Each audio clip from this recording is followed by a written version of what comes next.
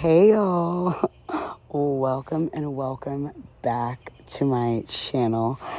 It is your girl Surya, and in today's video, child, we're going to be talking about avoiding crushes and situationships. Okay, this is my love versus limerence series right now. And limerence is like that one-sided obsessive feeling that a person may get with somebody. It's characterized as like obsessive and unbalanced, right? Not reciprocal, even if you are in contact with this person. But anyways, the reason why I say avoid crushes and situationships, because I feel like both of those things, especially if you are not careful, can put you into a state of limerence or just a state of obsessing or activating anxious attachment, especially if you're somebody who historically has dealt with anxious attachment or you've healed from that. I would not suggest crushing and having a situationship, right? And you're like, okay, like, what do you mean by crushing? And when I say that, having a crush, I mean, ladies, like, it's one thing to see a man, you find him attractive, or, you see a man, you see something you like about him, and, you admire him, whatever the case is. But when I say avoid crushes, if you find yourself fantasizing about this person, if you find yourself feeling nervous, like say both of y'all go to the gym at the same time, on Tuesday, or, you have class together and you find yourself nervous, you find yourself doing the most, you find yourself overthinking these simple tasks that, are just in your day-to-day life. You start overcomplicating those things just because of that one person, and you start thinking about this person all the time. Yeah, no. You can't do that. Because then what ends up happening is that you end up, one, dysregulating your nervous system, and then two, you end up putting this person on a pedestal, and three, you end up like energetically chasing this person. Okay, and how can you attract when you're not relaxed? Okay, right. So yeah, avoid crushes. Just like avoid them. If you find yourself feeling that way about somebody, like starting to obsess over them, fantasize about them, whether it be like what y'all's life would be together, or just about like how it would be just being with that person or going on a date with that person. And then especially if you're having sexual fantasies about that person, oh yeah, that's how you know you're like craving that kind of attention and affection, and you're just kind of putting it on that person, right? Because sometimes when you start having those kinds of fantasies about that person, it almost like activates that like feralness in you, almost that not that like hunter masculine, you're leading with your sexuality, and and then you end up possibly getting yourself into a situationship, or you end up getting breadcrumbed by that person because you're energetically putting it out there. Sexual energy is very powerful, so you're energetically putting it out there. You may draw that person to you a little bit more, or you may find yourself talking to this person, exchanging phone numbers with them, whatever. But the thing is, the limerence doesn't stop. It only gets worse. you know? So when you find yourself feeling that way, you have got to like take a step back and be like, okay, where is this coming from? Why am I feeling so strongly towards this person? Feeling like I have all this quote unquote chemistry with this person when I've barely even spoken to them or spent time with them. You know, because it's like, if you sit in here crushing on this person for however long, right? And you've cultivated this fantasy of this person in your head, baby. And even if they do eventually say something, I bet you it's going to end up in a breadcrumb situation, like nothing happening, or just like a situationship where, you know, you guys end up, you know, having sex, but nothing really happens, right? Because energetically, you've put this person on the pedestal. Energetically, you've removed the chase for this person. You know, you've removed this person's ability to have the chance to really show up for you the way they want to. Okay? So yeah, avoid crushes. Avoid crushes, right? Like I said, it's one thing to see somebody and be like, oh, okay, like they're cute or, you know, whatever, but who cares? Like, don't even put people on a pedestal because of their looks. Okay? Like, do not do that. Like me, for example. Like, I like men with curly hair and thick dark beards. Okay. Do you know how many men that is? Okay, like, okay, especially Latino men. I live in Florida. Okay, like, there's no need to put any man on a pedestal because of his looks. You know what I'm saying? So when you find yourself crushing, fantasize, and, you know, getting into a state of limerence where you feel like you may be thinking about this person too much, take those thoughts captive and replace it with something else. You know, go for a walk. You know what I'm saying? Journal how you're feeling. Journal what it is that you're really feeling, that you're really craving. Get those feelings out on paper.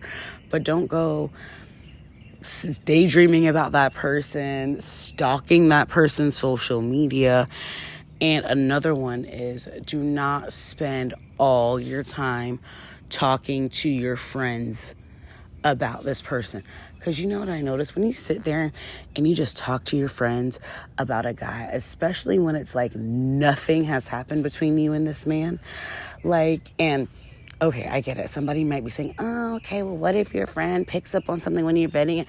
Okay, yeah, all right, whatever. But just in general, you do not need to be sitting there, because generally if you sit with yourself and you use your discernment, okay, or you know you do have one person that's like wise counsel that you can talk to, okay, cool, but you don't need to spend all your time talking to all your girlfriends, doing mental math and mental gymnastics and being like, okay, Susie Q, so today he looked at me for 10 seconds, but then he also smiled at me yesterday, so we're going to add that up and we're going to take it as he thinks that I'm his future wife, but you know, he's just preying on it, and oh, maybe he's going through something right now, and da-da-da-da, but then he did talk to me, and then he sent me, oh my God, y'all, please stop the madness. And women are so creative, because you can sit on the phone with your girlfriends and women will sit and they can create a whole reason as to why hasn't asked you for your number yet, or why he doesn't text you back, or no, girl, how about he's not interested and you need to let it go. Let the fantasy go.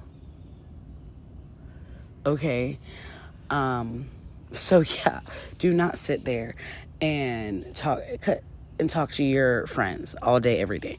Because what I notice is when what I notice is that, like, when you do that, is like you spend all this time talking to your friends about him, and I feel like it creates actual less momentum with him. You know, it's like you're creating all this momentum with your friend talking about him, and you've advanced the relationship, you know, or whatever. You've thought all these things, spent all this energy, when in reality, the person who should be spending the energy to pursue you, show you that this is a mutual feeling, is not doing anything. It just makes it absolutely stagnant, and it stops you from calling in and attracting the man that you want, because you're energetically blocked off in a fantasy with somebody else, energetically closed off.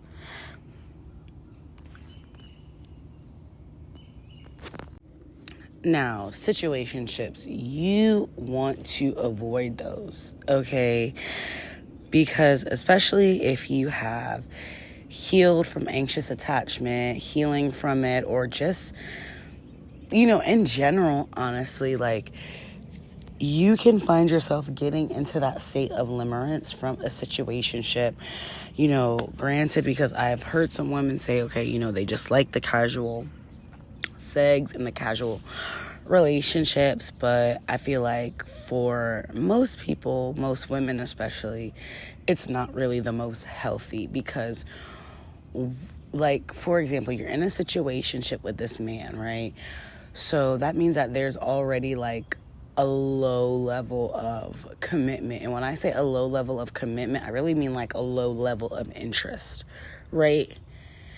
Y'all are having sex, y'all are just hooking up, and in your mind, and you know, he'll sit there and he won't say that he won't want to be with you, or he'll do things like, oh, it's not that I don't want to be with you, I'm just not ready, or I just can't give you what I want right now.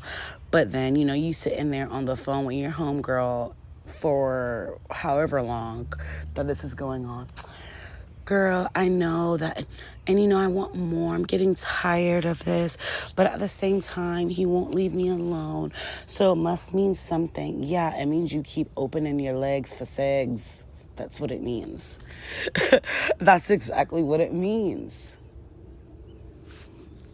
And if you can sit there and give him an ego boost by throwing it up in the air whenever he calls you, and, you know, because that's better than nothing for you, then yeah. And you're going to sit there and create this fantasy in your head, because you honestly probably, and you know, and it could have started off that this person was pursuing you, or, you know, whatever, because I've heard that before. But then, okay, he stopped at some point, right? And, or just like, you know, you might be telling yourself that, oh, like, you don't really want a relationship either. But then, like, you're getting upset when y'all have mutual... never mind. But then, you know, you're getting upset when you might see him comment on another woman's social media post, but it's like, baby girl, you've kept yourself in a situationship with this man. Okay. Play limerent games, get limerent prizes, okay? Limerence games get limerent prizes, okay? And even in the situationship, you end up putting that person on the pedestal because they've made it so that way. And you know what I don't understand with situationships, and this is just from my personal experience, especially like talking with my friends. It's like you get into situationships with these men that you just can't even pick up and like call. I don't get that. I don't get that. Like, you can't even pick up the phone and, you know, like, call this man for something basic. But then when it's whatever random off day that he's decided to call you because he wants to Freddie use his car keys, you know, you just jump. You just jump. I don't get that. But anyways, yeah, avoid situationships. Avoid them. Okay, because it gives you that that dopamine hit, because you feel like you're getting you're getting like a false intimacy from that person, because you're having sex or whatever it is with this person, and your body's feeling good during this 10-minute period, however long it is, this period that y'all are intimate. But then it's like they disappear, then they ghost you for a few days, or then you want to talk to them and you text them to check on them, and then they give you nothing back. It's just, don't do it. Don't do it. And you end up going crazy, spending hours on the phone with your friends. Don't do it. Feeling depressed. No. Get up, work out, take this person off of your social media, block them, but just, you have to cut it off. And even the same thing with crushes. And if you're like, oh, well, if me and this person, we go to the same gym, or we go to the same church, or we go to the same campus, or, like you're in college, whatever the case is. Okay, if they usually get there and y'all are both on the elliptical, child, go do something else. But remove yourself. If they usually sit next to you at church every Sunday, but then they don't speak to you, except sometimes, and whatever, then move seats. But nobody is worth you being all up in your head when you deserve the most, not the least. Okay? But y'all, that is all. I will see y'all next time. Toodles.